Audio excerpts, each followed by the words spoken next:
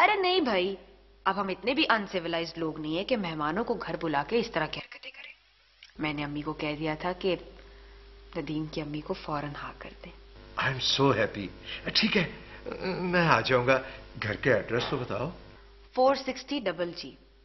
और अब मैं आपको फोन नहीं करूंगी, कल इंशाल्लाह आमने सामने मुलाकात होगी। Love you, bye.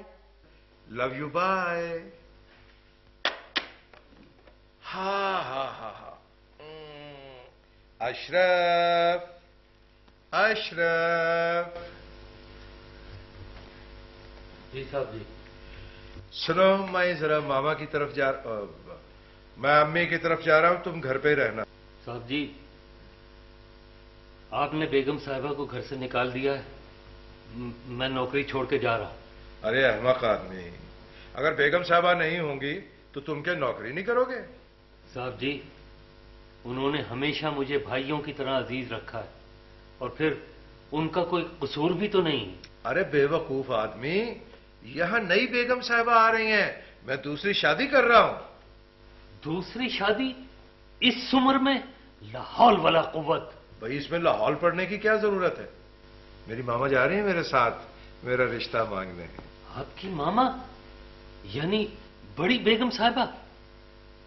सुन वो नहीं सकती, दिखाई उन्हें नहीं देता, व्हील चेयर से वो उठ नहीं सकती, वो आपका रिश्ता लेकर जा रही हैं, और फिर दवाइयों के नशे में वो खुद से बातें करती रहती। हाँ, वो खुद से बातें नहीं करती, वो हमारे अब्बा मरहूम से ख्यालों ही ख्यालों में बातें करती रहती हैं। बहुत प्यार था इनका आपस में, जिस तरह हम इस वक्त प्यार की कैफियत से गुजर रहे हैं।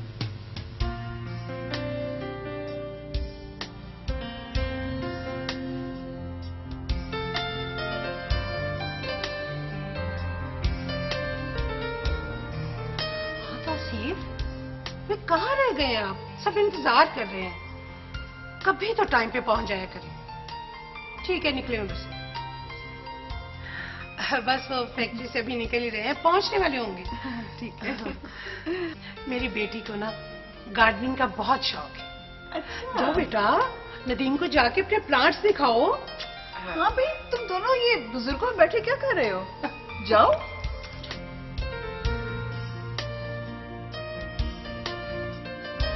आइए।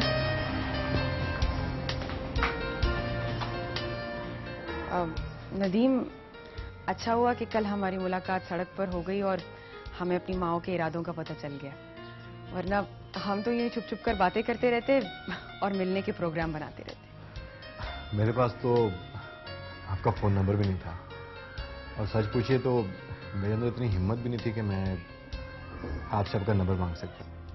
मैं खुद जो आपको कॉल कर लेती थी, और माफ कीजिएगा, नंबर मांगना ही था तो सेल नंबर मांगते। आप मुझसे फोन पे बात करती थी और मैंने आपसे आपका सेल नंबर मांगा था? ये कब हुआ?